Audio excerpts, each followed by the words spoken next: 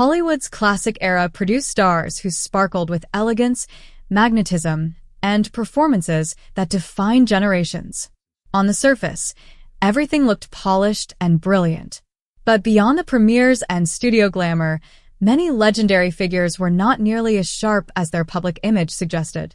While fans admired talent and sophistication, insiders often saw strange decisions, squandered opportunities, and careers shaped more by luck and timing than real intelligence. This countdown pulls back the veil on 25 famous names who, despite massive fame, were not always the brightest thinkers in the business. Some leaned into playing clueless, others made baffling career moves, and a few simply benefited from being in the right place at the right time. The list may surprise you. These stories prove that during Hollywood's golden age, success didn't always depend on brilliance. Sometimes, all it took was the right face, a perfect moment, and a bit of studio illusion. George Raft. George Raft was his own worst enemy. He had the confidence, the look, and genuine street credibility, everything a gangster star of the 1930s needed. Yet when it came to choosing roles wisely, Raft repeatedly undermined himself. Over and over, he declined parts that later became legendary. He famously rejected the Maltese Falcon, believing the character lacked toughness. That single decision handed the role to Humphrey Bogart and helped create an icon. Raft also passed on Casablanca and Double Indemnity, uncomfortable with morally layered characters. Studio executives were baffled by his logic. Internal reports labeled him difficult and dangerously short-sighted. His off-screen associations with real-life mob figures like Bugsy Siegel only worsened matters, making studios uneasy. Add in his gambling problems and refusal to take advice, and his reputation deteriorated quickly. As peers climbed higher, Raft drifted into minor roles and forgettable films. Critics later argued that he didn't merely miss cinematic history, he deliberately avoided it. Once a box office draw, his name became a warning tale. Ultimately, his biggest mistake wasn't on screen at all, but in repeatedly saying no at exactly the wrong moments. Jane Mansfield. Jane Mansfield was brilliance hidden beneath spectacle. She commanded attention with confidence, charisma, and curves that rivaled Marilyn Monroe.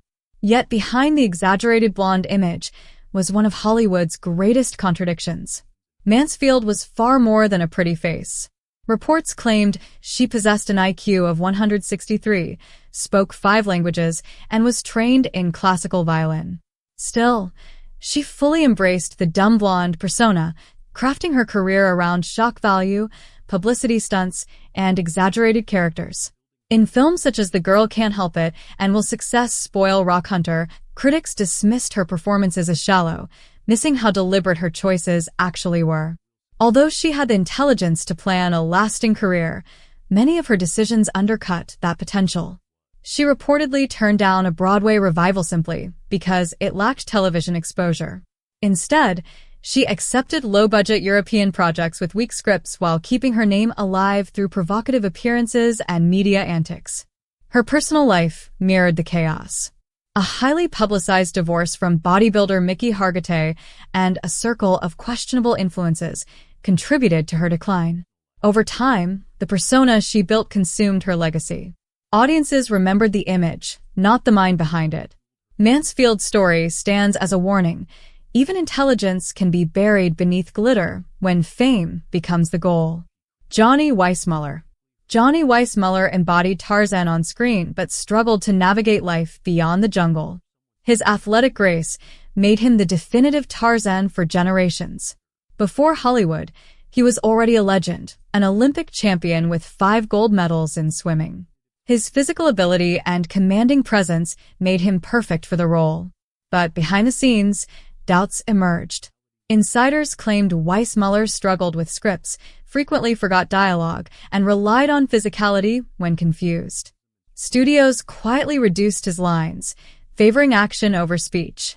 Directors reportedly rewrote scenes mid-shoot to accommodate him. Jokes circulated that he was more comfortable swinging on vines than reading pages. The role blurred into reality. Away from the camera, his judgment faltered.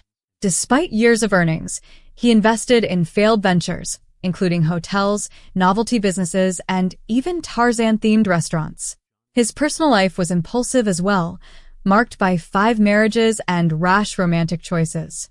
In later years, living in a Las Vegas hotel, he was reportedly seen wandering the halls in a robe, still introducing himself as Tarzan. What began as an iconic performance became an identity he never escaped.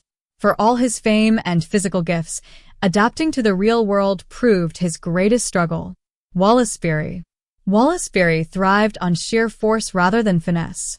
His booming voice and imposing frame made him a favorite with audiences in the 1930s, projecting a tough yet lovable persona. Behind the scenes, however, his reputation was far less flattering. Colleagues described him as volatile, stubborn, and uninterested in subtlety.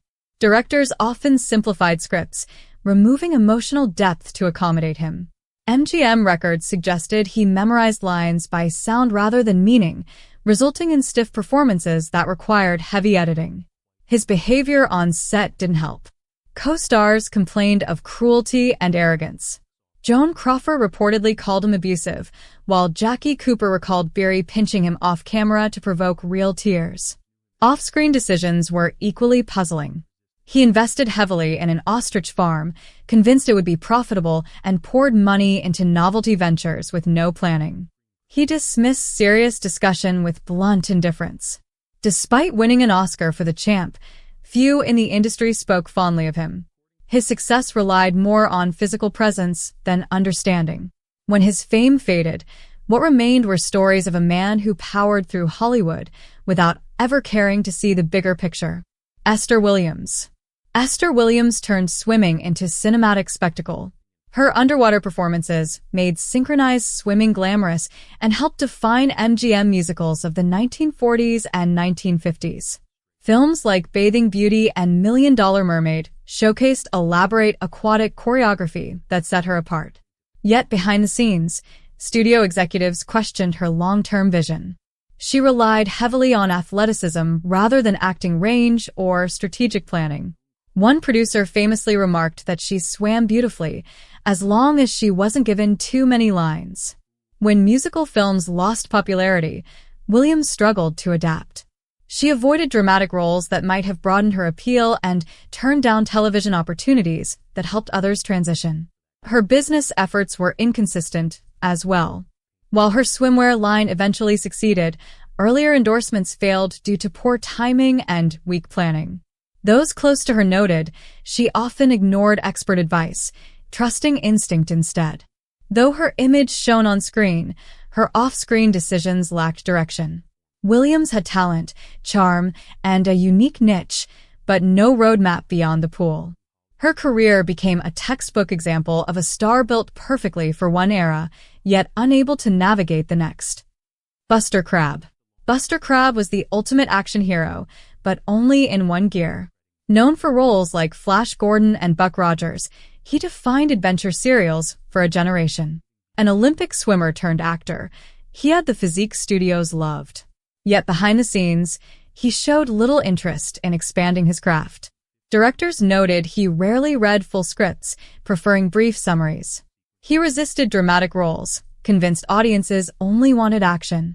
That strategy worked during the serial-heavy years of the 1930s and 1940s, but as Hollywood storytelling evolved, Crabbe did not. Opportunities to diversify were ignored, and he became labeled as limited and predictable. His business instincts followed a similar pattern. He attempted to capitalize on his swimming fame by opening a chain of backyard pool dealerships, but poor management and overexpansion doomed the venture. Friends described him as likable yet overconfident, unwilling to accept guidance. By the 1960s, he had largely faded into obscurity, appearing mainly in nostalgic roles. His career remains a lesson in how refusing to evolve can leave even the brightest star drifting behind. Ed Wood. Ed Wood embodied ambition without confidence. No filmmaker believed in himself more, despite lacking even basic technical skill. He considered himself a misunderstood genius destined for recognition.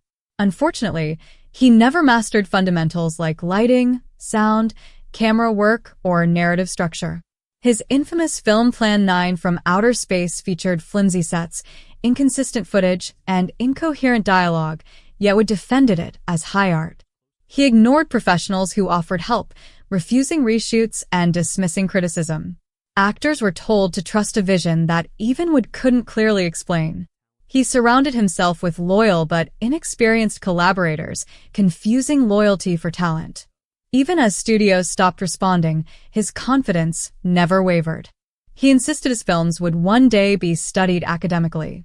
Financing projects with borrowed money and using first drafts as final scripts, he pressed on relentlessly. Though his work later gained cult status for its unintentional humor, Wood's story remains a strange paradox. A man with limitless drive but no sense of direction, chasing greatness while ignoring every signpost. Milton Berle. Milton Berle was television's first king, and its most stubborn prisoner. As Mr. Television, he dominated early TV comedy and helped define the medium. His show Texaco Star Theater was a massive success in the late 1940s and early 1950s. But as comedy evolved, Berle refused to change. He clung to vaudeville routines and recycled jokes while newer comedians embraced topical and social humor. Writers noted his resistance to innovation and his insistence on dominating every sketch. When ratings declined, Berle blamed audiences rather than his material. His off-screen decisions followed the same pattern. He invested in clubs he rarely visited and ventures he barely managed. Many failed due to neglect. Despite occasional attempts at revival, he never truly reinvented himself. His legacy became one of stalled evolution, a pioneer who opened the door for television comedy, then refused to move forward when the landscape changed.